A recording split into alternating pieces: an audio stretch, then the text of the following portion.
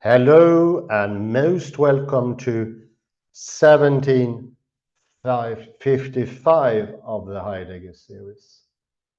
We today have the pleasure of beginning a new text, an article by Meredith J C Warren, The Cup of God's Wrath, Libation and Early Christian Meal Practice in Revelation.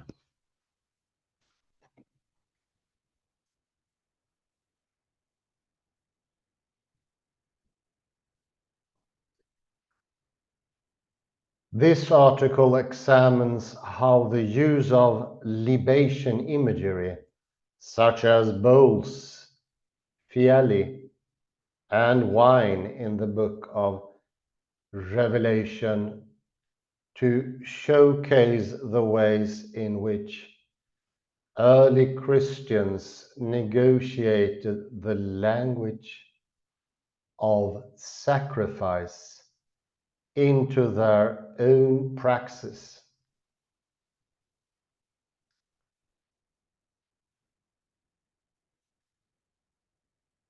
As opposed to embracing libation imagery as occurs in other New Testament texts, Revelation uses such imagery to point to wrong religious practice. Libation practice is used as a metaphor for God's wrath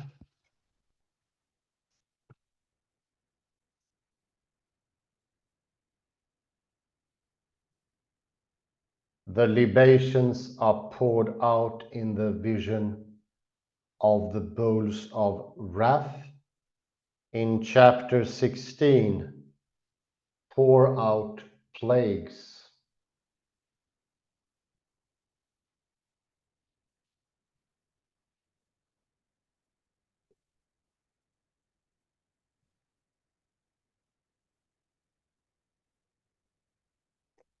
The implication of this judgmental imagery for early Christian hearers of this text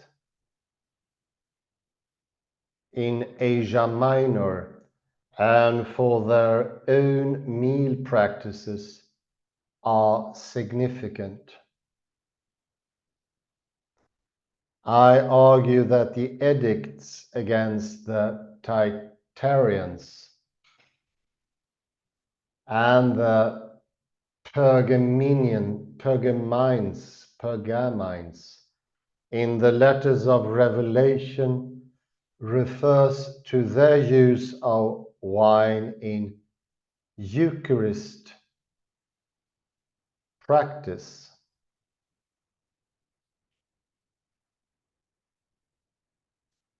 Which John condemns.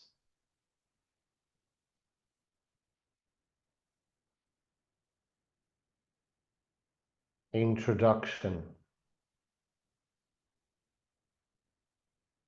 Revelation uses wine and libation imagery to condemn its enemies in a way that is surprising given the dominance of wine in early Christian meal ritual.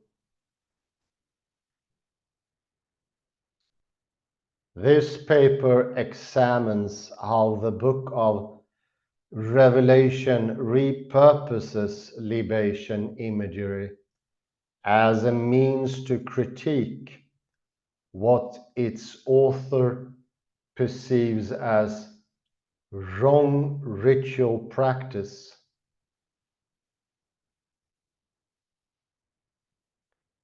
Throughout the book of Revelation, the complex negotiations of identities taking place around the ancient Mediterranean are apparent.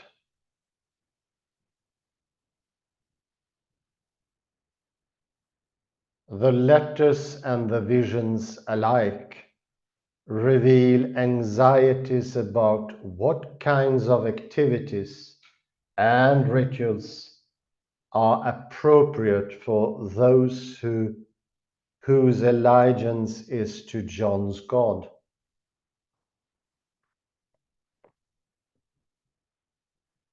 At its core, the book is a product of a community struggling to find its place among the overlapping Jewish and Greco-Roman social, religious, and political realms.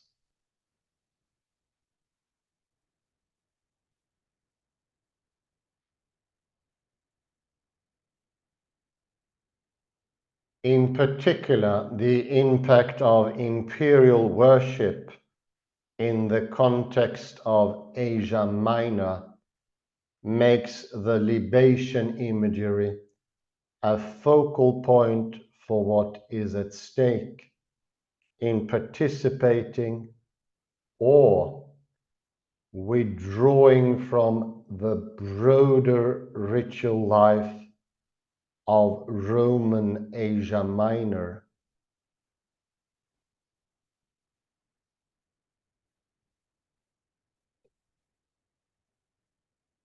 For Jews living in Asia Minor, isolated from the Jewish Temple of Jerusalem, the dominant example of ritual wine pouring would have been in honor of pagan deities and the emperor.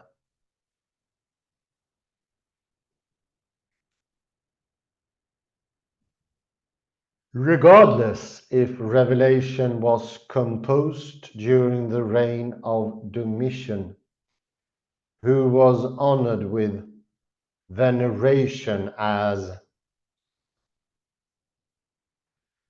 Lord and God, the use of wine in imperial veneration in Asia Minor makes Revelation's focus on libation a focusing lens through which to view early Christian meal practice as a way of constructing social identity.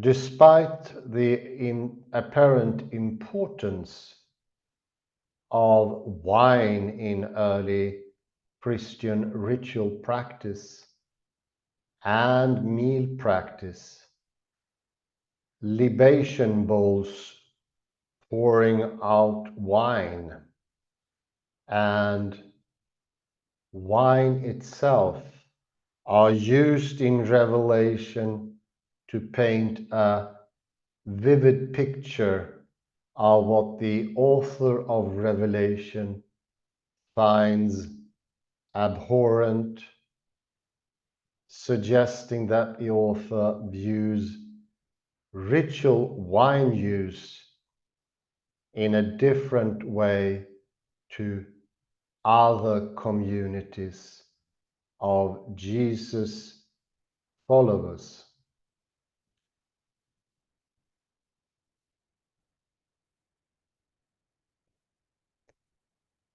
In each instance where wine cups and pouring out occur in the Apocalypse, the imagery serves to point to the wrath of God against those who have worshipped incorrectly.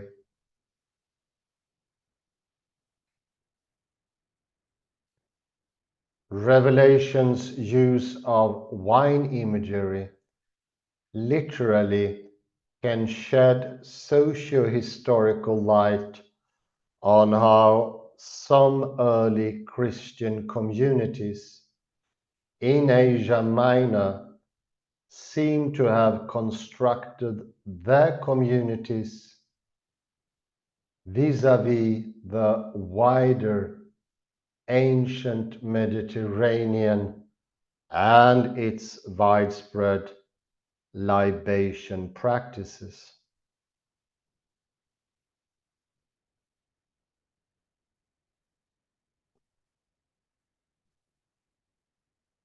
In the light of the prevalence of water-only Eucharistic practices in Asia Minor, I suggest that condemnations of wrong behavior among early Christian associations in the epistolary portion of Revelation refers specifically to the author's disapproval of wine used by Christians.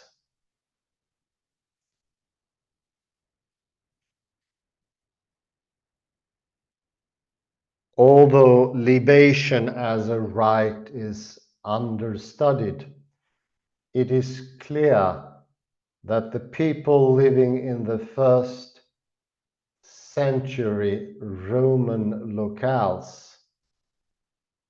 would have poured out liquid from bowls or cups, either at formal sacrificial events at temples or in more intimate dining settings.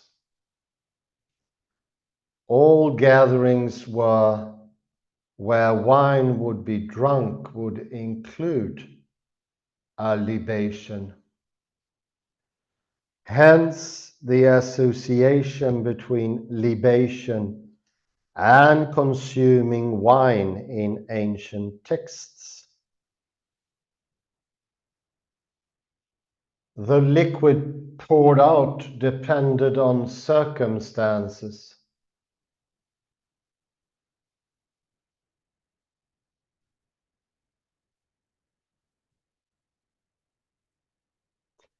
But common libations were made with wine, honey, milk, oil, and even water.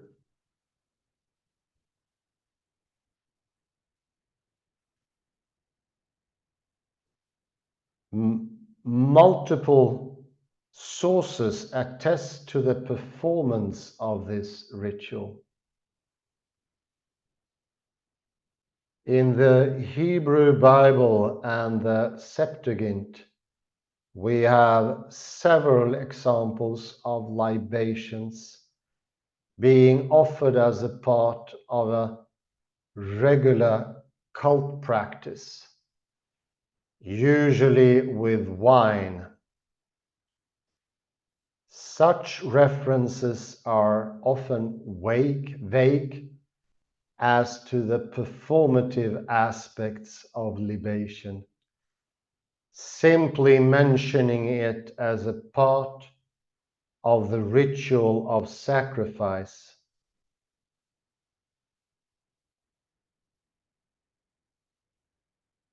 In Greek and Roman ritual practice, this is likewise the case, with wine generally being offered as a sacrifice or as part of a sacrifice for a god or gods.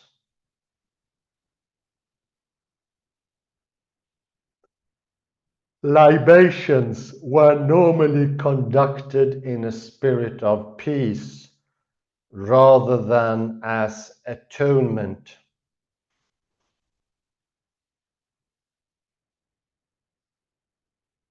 Indeed, the Greek term for libation, spondi, becomes synonymous with peace treaty.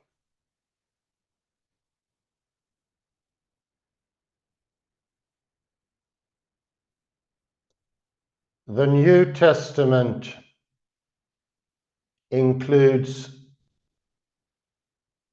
other references to libations, for instance, in Luke 20:20, as Matthias Klinghardt has persuasively argued. This phrasing in Luke refers to the act of libation as the new covenant rather than to the blood of Jesus to be poured out in death.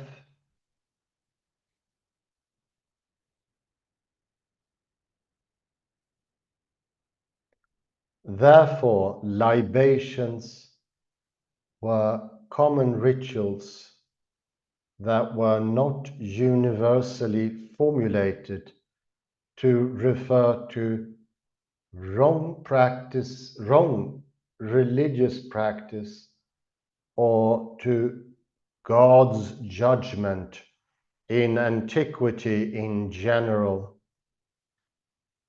either specifically in the Hebrew Bible or in the New Testament.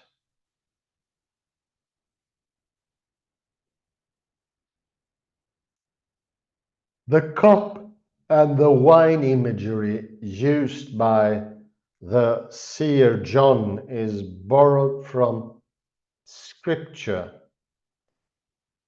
but it also references worship offered to Roman deities, combining in Revelation both the association of libation with imperial Roman worship and with God's divine judgment against those who worship false gods, as part of its overall critique of the Roman Empire.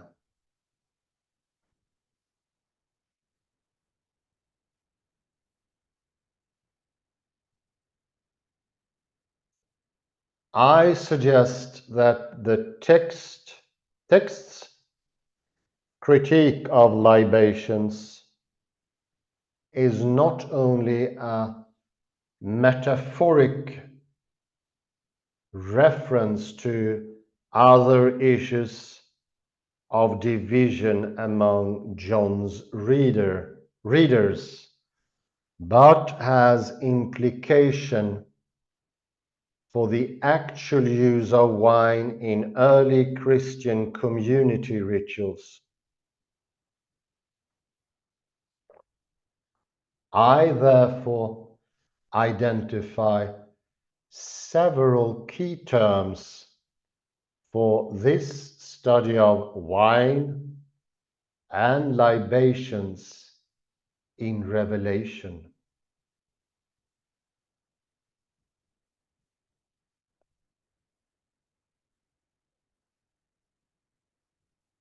Wine is an obvious starting point, but associated ritual objects such as cups and bowls, along with the references to pouring out and to drinking or being drunk, are also important.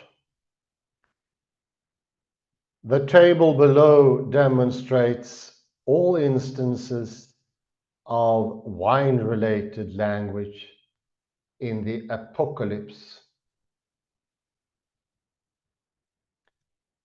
as well as the immediate context of the term's use. what stands out is that wine is never used to celebrate or honor God, but rather is associated with inappropriate ritual behavior on the one hand, or God's divine wrath on the other. And here comes a list with different items mentioned in the Apocalypse, including cup and wine and fiali, bowl, methyl, and so forth. You can study it yourself. Even wine press, linos.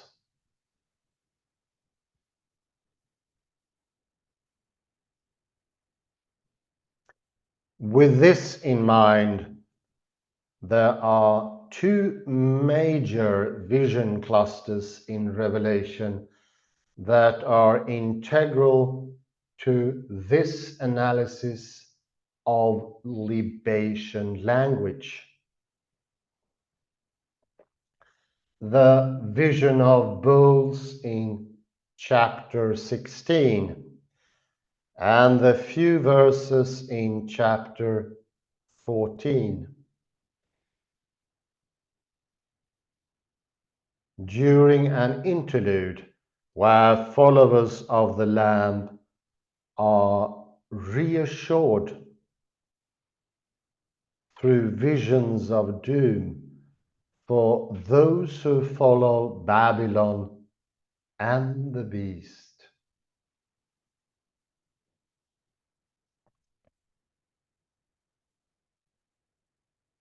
After the examination of the literary evidence, I will briefly outline how libation is depicted in the Bible and in Jewish literature from the Second Temple period, and libation's role in the rites of the Roman imperial cult.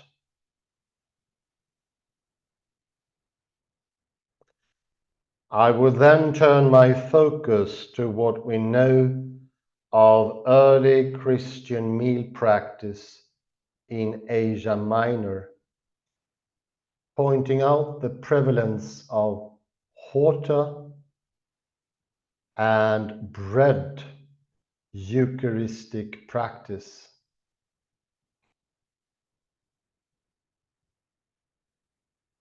Finally, I will return to the letters of Revelation in order to point out how this negative libation imagery has implications for early Christian hearers of this text and their own meal practices in Asia Minor,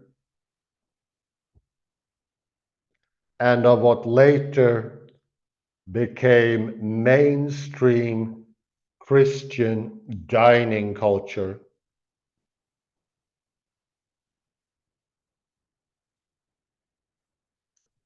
Analysis. The wine reference in Revelation 14 come in the context of descriptions of the faithful compared with those who worship the beast. In verses 1 to 5, we read about the 144,000 who had been redeemed from earth, those who had not defiled themselves with women, These are described as chaste, and also the first fruits purchased from among humanity and offered to God and to Lamb. Although the identity of the 144,000 is contested,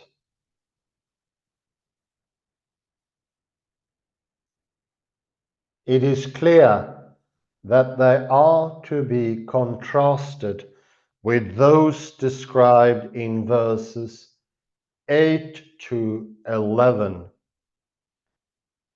In verse 8, we read that Babylon is fallen. She who made all nations drink the wine of her passionate immorality.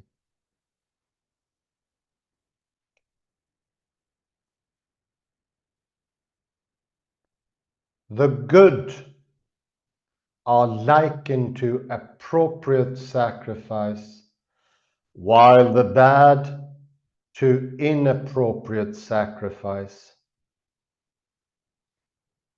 Later in verse 10, we also see that those who worship the beast and its image will also drink the wine of God's passionate anger, poured unmixed into the cup of wrath.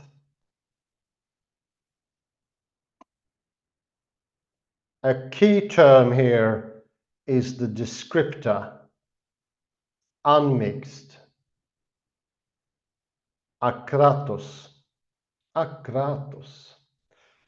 Normally, wine in antiquity would be blended with water, the ratio determined by the person responsible for the wine at a given dinner party.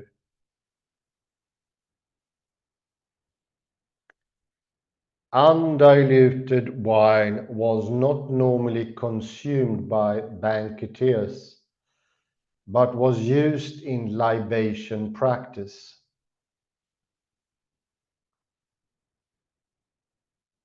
Mortals reasonably mix their wine with water. Here, the idea of drinking unmixed wine combines the idea of drunkenness with wrong ritual practice.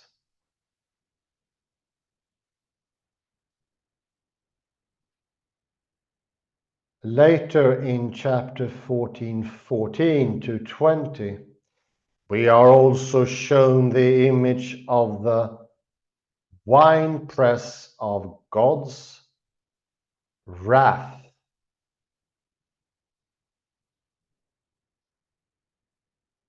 Their agents of the divine realm use sickles to harvest humanity likened to grapes.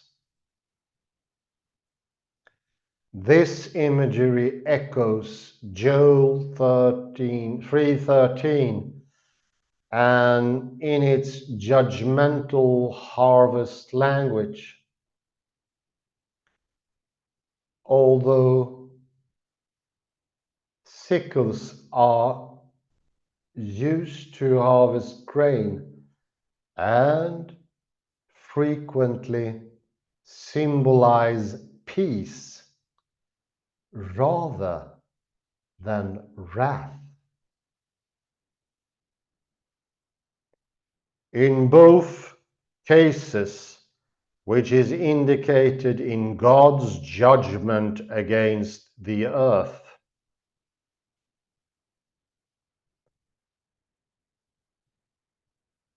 The trampling of the grapes in the winepress yields enormous quantities of liquid, up to the height of a horse's bridle.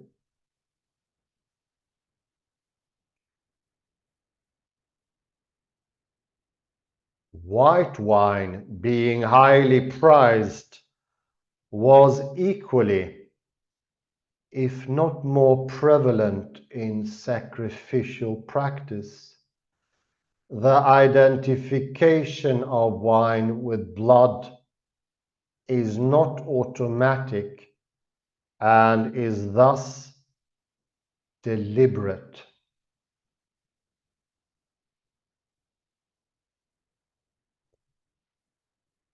Revelation 14 demonstrates how the author uses wine imagery to indicate those who are not in God's favor,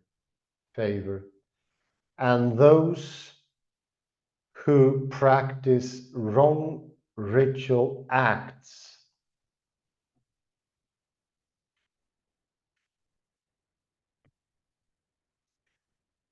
Those who drink the wine of Babylon are likewise liable to drink the wine of God's passionate anger and to be harvested with violence, crushed beneath God's judgment until their blood flows out like wine.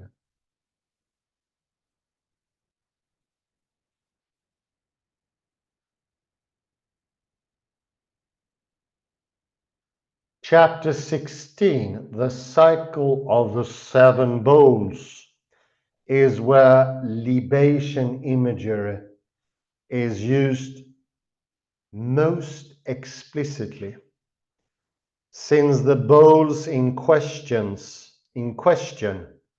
are indeed libation bowls, which come from the sanctuary of the temple.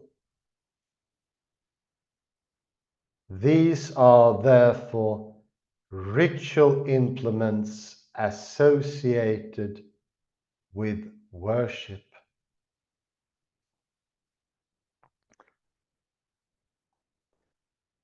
The cycle actually commences a little earlier in chapter 15 with a preamble that details where the seven bowls originate.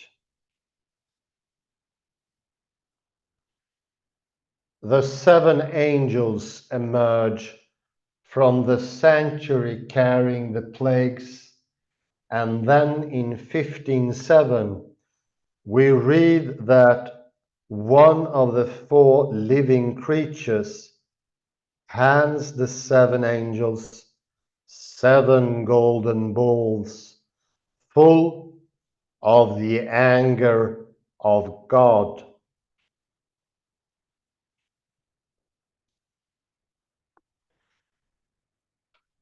The term fiali here indicates a flat dish with no handles and an indentation in the center to facilitate holding the implement. It is equivalent to the Latin patera. In both cases, the vessel is used for drinking, especially by the elites, and for pouring libations.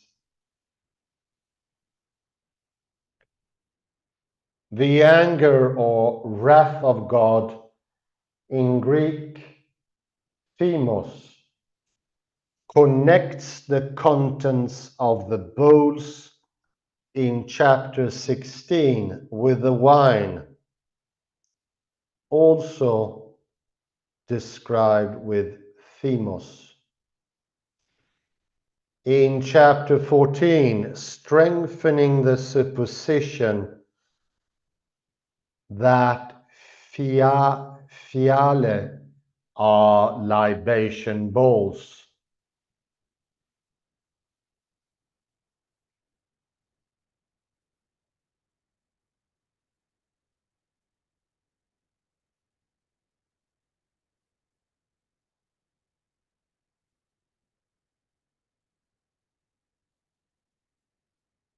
Here we see a fiali, a libation bowl. Nicely put in gold, is absolutely stunning.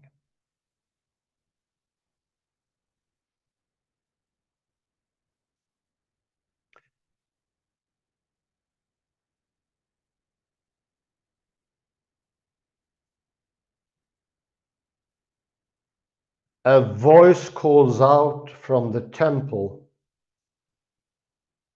instructing the angels to pour out their bowls full of the wrath of God.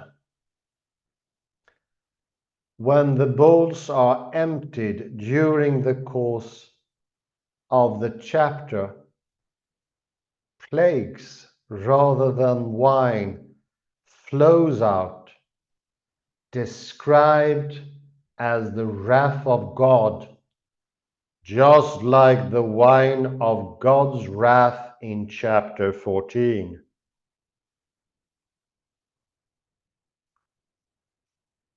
One by one, throughout chapter 16, the bowls are poured out with profound ramifications for the inhabitants of earth. The afflictions poured out range from source to the turning of various waters into blood, to the burning of people by the sun, to darkness and pain.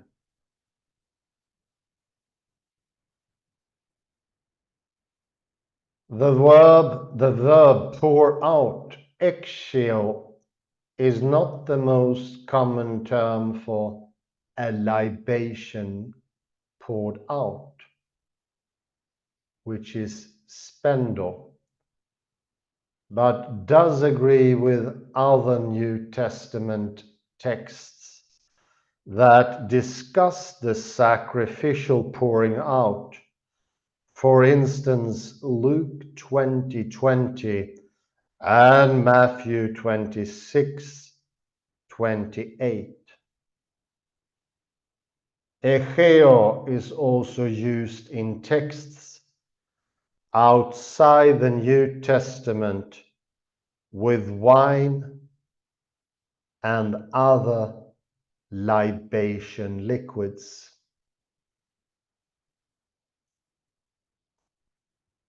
For instance, in the Iliad 3.296, they drew wine from the bowl into the cups and poured it forth and made prayer to the gods that are forever. In this context, admittedly much earlier than Revelation, it is clear that the verb can be used in ritual context to imply a wine offering poured out.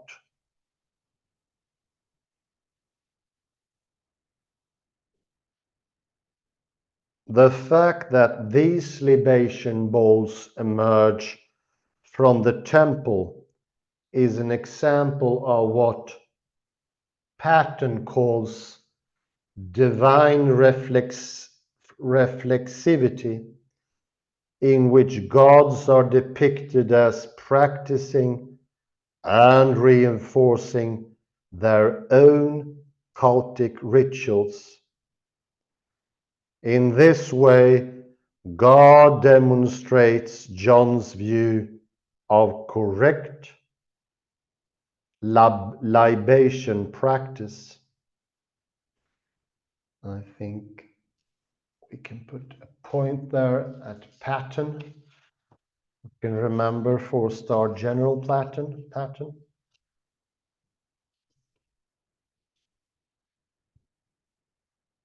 We are presently at page 5.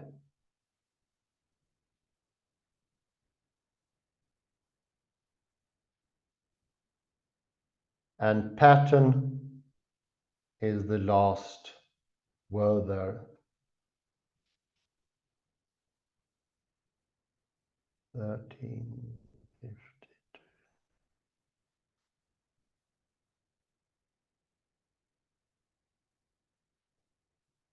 Divine reflexivity, not bad.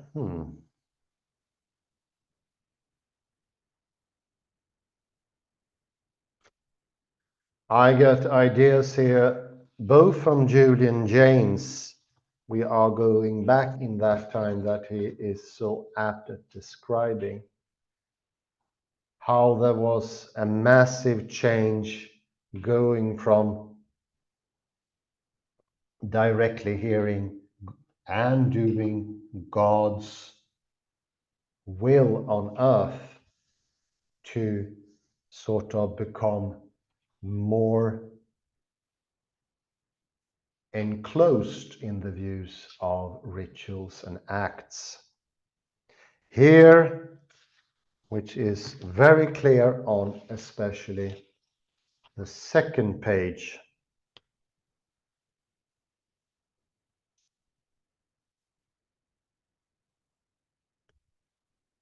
it shows that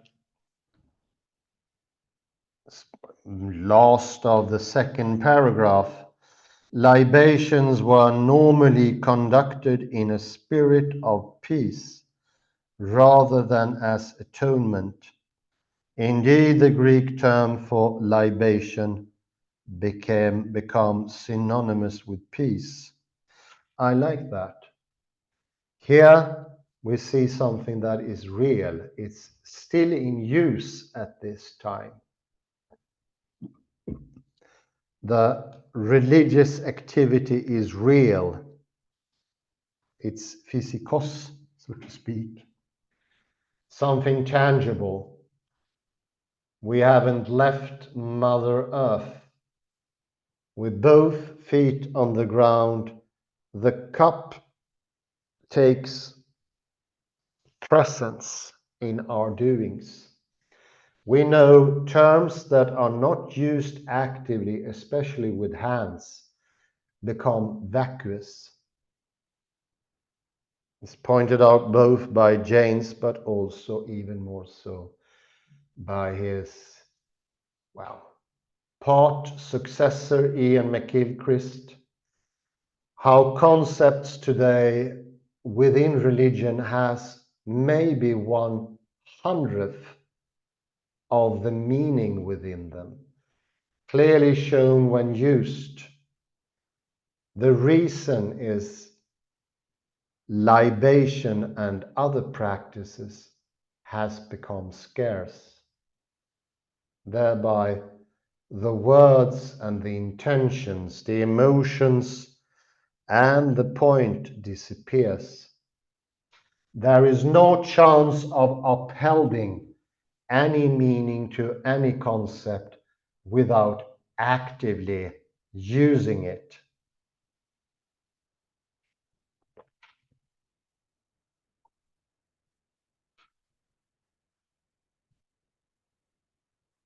If we go after this to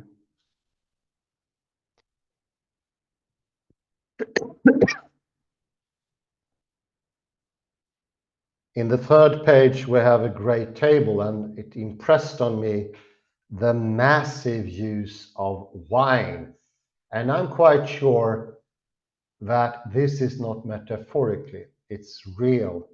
It's in the sense that wine is used as it is used as a tool, something we do.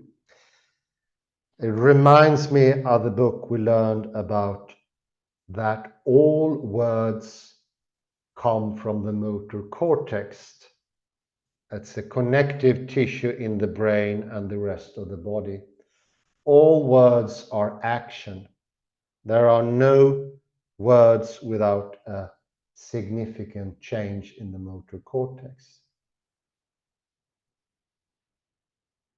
Here, real things were to be shown that included doings like wine press, intoxication, mixed wine, cargo list. All these are referring to real expressions with meanings and no empty concepts here. It's still alive and living, filled with meaning, and had significance for the people who read it, imbibed it. Not like today, when it's proven, it doesn't have any effect whatsoever. The motor cortex, one way of viewing it, stands still.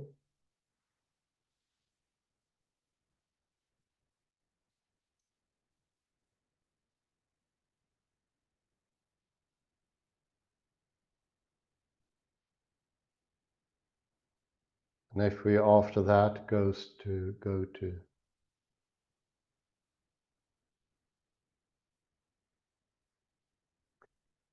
the last paragraph of page 4.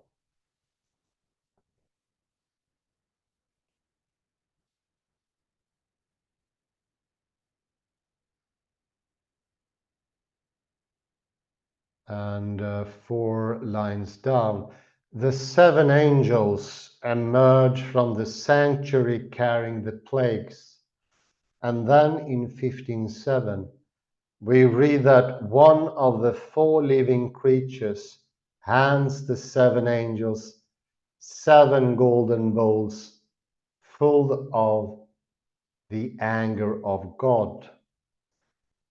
My Greek is not sharp enough to read this, but the implication of the parenthesis, it is the strongest in the untranslated way.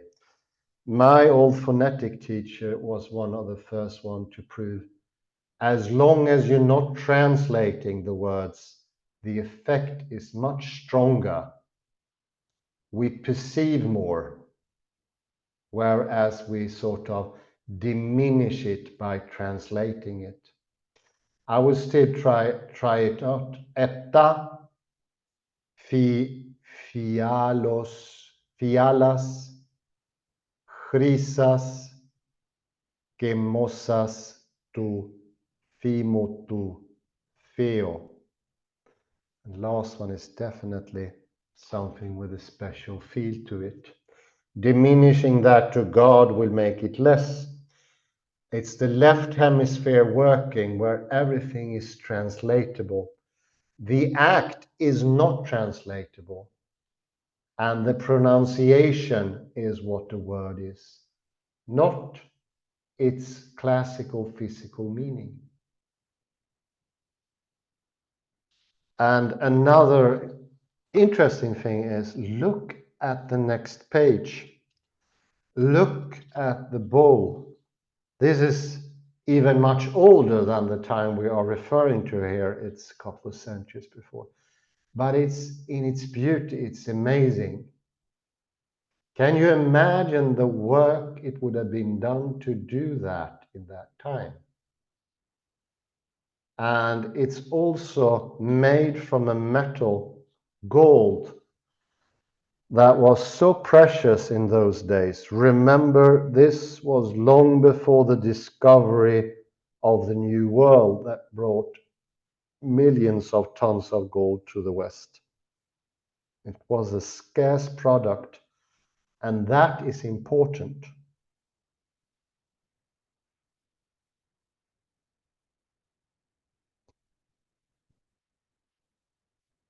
And what I liked the most, the last or second to last, no, it is the last sentence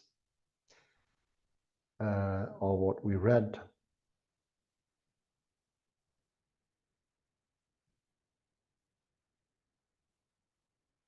The fact that this libation bowls emerge from the temple is an example of what Patton calls divine reflexivity, in which gods are depicted as practicing and reinforcing their own cultic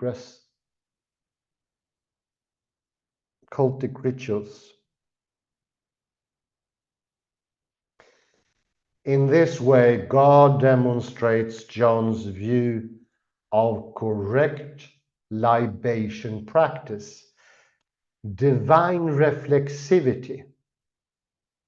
It comes from the practicing, the reinforcing.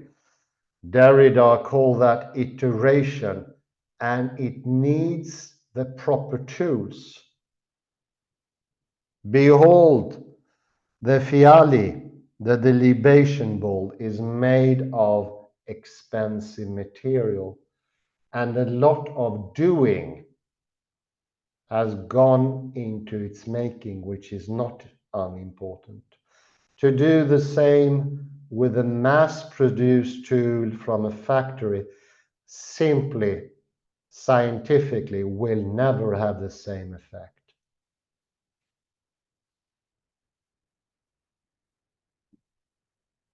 Here we see it's God's practice, God still talking, as Julian James said. It was in the time when you could still hear God. Kalle, maybe some comments from you, dear colleague? Indeed, Barton's expression, divine reflexivity, is excellent. It reminds me of the Wittgenstein's expression that human body is the best picture of the human soul. Yes, yeah, wow, yeah. So the body mirrors the soul. Human body is the best picture of the human soul. Mm. So the gods are doing what we are supposed to do. It's Let so me to go. speak the libation bowl of the soul. Do with the body as you are instructed. Do it over and over and over again, and you will be rewarded with the immortal life, eternal life, immortality. Let me go to the first page and let me see. No, it was here. And let me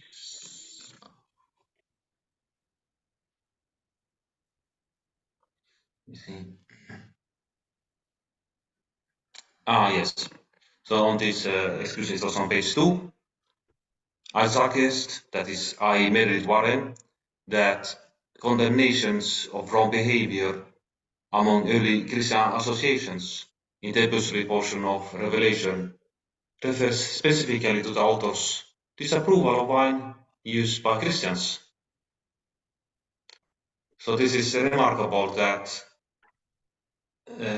John would not have liked wine, or perhaps bad wine practice, I don't know. But this is very strongly put by Meredith Warren. Indeed, yeah, it's surprising actually. And here she refers to clean heart. All gatherings where wine would be drunk would include a libation, hence associated between libation and consuming wine and ancient texts. Let me see. Klinghart's point.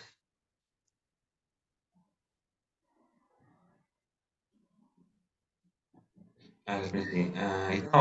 Here it continues.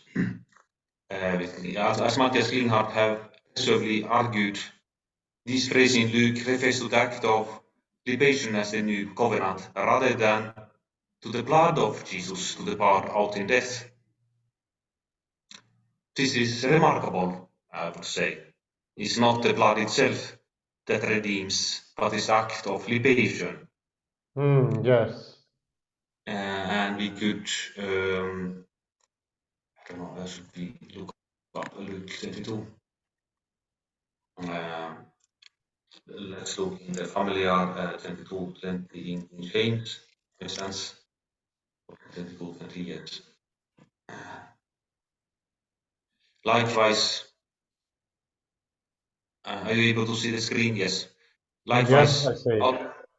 also the cup after supper, saying, "This cup is the new covenant in my blood, which is shed for you." So all previous interpretations, even the church today, think is that the blood itself that redeems you.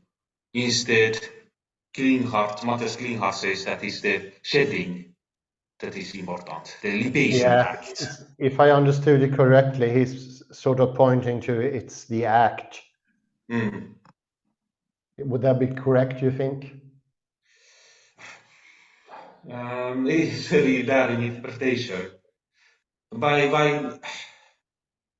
Why not both? Because you cannot really separate the wine itself from the pouring. So let's say if you to it's already poured out, so there is no point of separating, so to say, the wine itself, symbol for the blood, or wine is the blood, and this pouring out, which is libation. So we could say that Jesus referring both to the liquid itself and to the act, that is the libation. Interesting. Interesting indeed. So why scholars always have this tendency to say either or. So I say both possibilities. But we have to, of course, defend this argument. This is very significant, of course. It's the very essence, so to say, essence, if you should speak, of the Christian worship, the blood and the bread. So like when you break the bread, it's also the very act of breaking. It's not only the bread itself, but it's also the very act of breaking. When the priest or the pastor breaks it, which is significant. And I wrote my PhD thesis in ancient Greek about banquets in Pindar. How Pindar used metaphors for wine. And in his own seventh Olympian, he wrote to a boxing winner, Diagoras of Rhodes, Rhodala of Rhodes, who won a boxing match. And in this,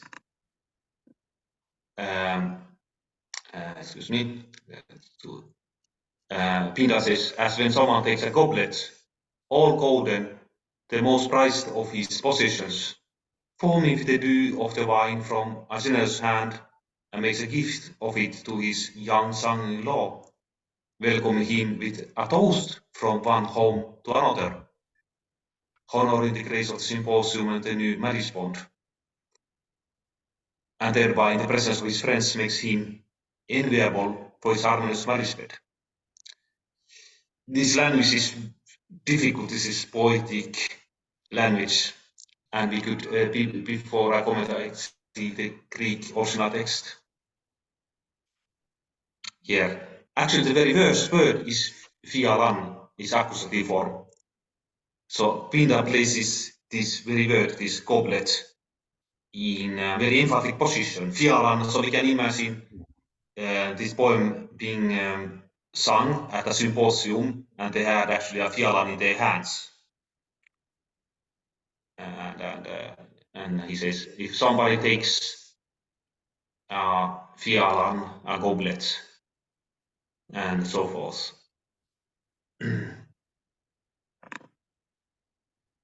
Is this mixed with wine? Is this a mix between wine and water, or is it only pure wine? I would say here it must be mixed with water and wine because it's at a banquet.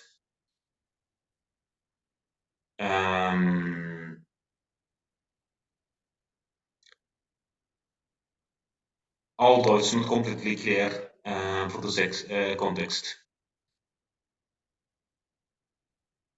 He gives it a gift to his young son-in-law, welcoming with a toast from one home to another. Is it so? In this paper, Meredith says that libations with Yale are usually of pure wine, not mixed with water. I don't know if it's correct. It could be. It could be. I don't know. This hypothesis perhaps suggests otherwise. Let me see. Indeed, it's a bit beyond me, but yes, of course, yeah. I love this phrase that you read. And you will have actually here alliteration with theta. Thymo, Yes, thymo, yes. to theu, Uh, thymo, to theu. You could read it with angel, thymo, to theu, or something like that. yes, yeah. But it's what we learn from phonetics is that modern tendency to translate, take away the meaning. You don't need to know the language. It does have a motor effect, motor cortex effect on you. And it is the pronunciation itself. And it's this unwarranted idea of an essence in the language that somehow can be transferred in translation. But is also at the same time also a good example. Let me call him a friend of mine who never had any contact with the church, but preserved in his family religious rituals that were going all the way back to the 18th century. And as an advanced age, he was invited to visit a real church for the first time and to participate in communion. And one of the things that shocked him was the replacement of things, which was, for in his eyes, the worst thing you can do ever. The bread was no longer bread. It had turned into this leaf-like thin things called in Swedish oblat. And this idea that meaning of the word or the act can be the same, even if you change the objects, even if you don't have no longer a libation bowl made of gold, it will somehow transcendentally or platonically have the same meaning. We know that to be absolutely wrong, and that shocked him. And he said, this is no longer a communion. And is this things that erodes meaning or take away meaning of the acts themselves? Because who came up with the idea of replacing bread with this thing? It is one subjective person said, let's call him George. He decided by himself, I'm going to change what was decided from the beginning to be bread with something I sort of constructed myself out of my own imagination. These things are never without serious effects, and the words lose their meaning. At the same time, we are no longer using them with the proper tools, where they once upon a time came alive. Absolutely, absolutely. And I visited a Pentecostal church in 2019, perhaps. And one of the assistants at the stage said, instead of wine, you can use juice Yeah. or even water. So it was no importance. Why not Coca-Cola? Mm-hmm. Coca-Cola Zero, no calories. That idea is absolutely Western, and it's connected to Greek religious tradition, Platonism. It would never happen in, for instance, the East. There is a Hindu tradition called Pusum, and they drink some sort of rice beverage. I'm not sure, but to replace it, it has never happened, and it will never happen. It's like then the words and the meaning disappears at the same time. But of course, it is not black and white. It's a matter of degree, like everything else.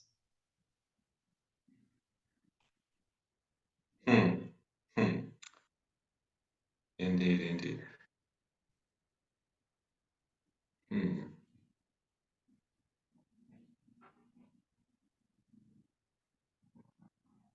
Yes, Well, we maybe should we should. perhaps stop there. My, But thank, fun very talk. interesting, Kalle. Thank you for your comments. Sorry about my bad Greek. No, it was excellent. But and thank you everybody for listening in, and wherever you are, have a very pleasant morning, day, afternoon, or evening. Bye bye for now, and I will now stop the recording.